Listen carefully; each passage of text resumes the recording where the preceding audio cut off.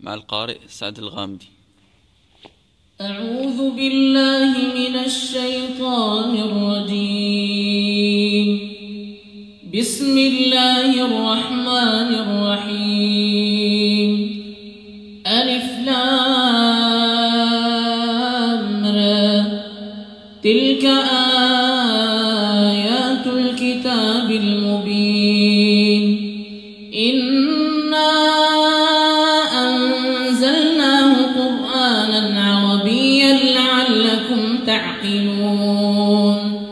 نحن نقص عليك أحسن القصص بما أوحينا إليك هذا القرآن وإن كنت من قبله لمن الغافلين.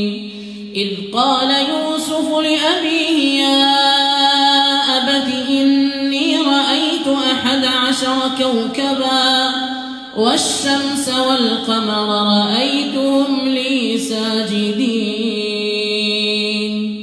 ياسر الدسري. قال يا بني لا تقصص رؤياك على إخوتك فيكيدوا لك كيدا إن الشيطان للإنسان عدو مبين. وكذلك يجتبيك ربك ويعلمك من تاويل الأحاديث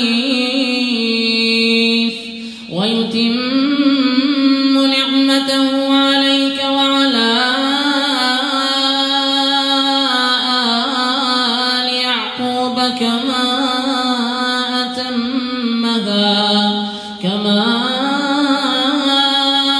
أتمها على أبويك من قبل إبراهيم وإسحاق إن ربك عليم حكيم. عمر القزابري. لقد كان في يوسف وإخوته آيات للسائلين. إذ قالوا ليوسف وأخوه أحب إلى أبينا منا ونحن عصبة إن أبانا لفي ضلال مبين. اقتلوا يوسف أو اطرحوه أرضا يخل لكم وجه أبيكم وتكونوا من بعده قوما صالحين. ماهر المعقلي. قال قائل منهم لا تقتلوا يوسف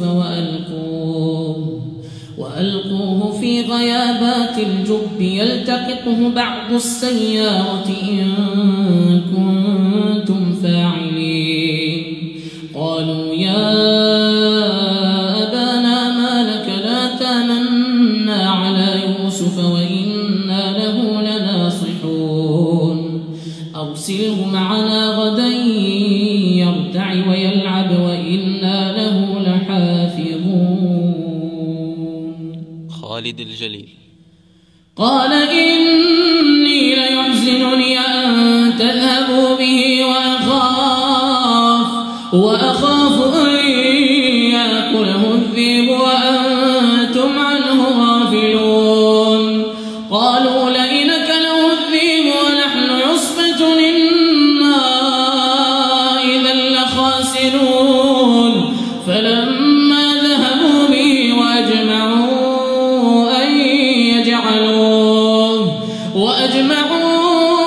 أن يجعلوه في غيابات الجب وأوحينا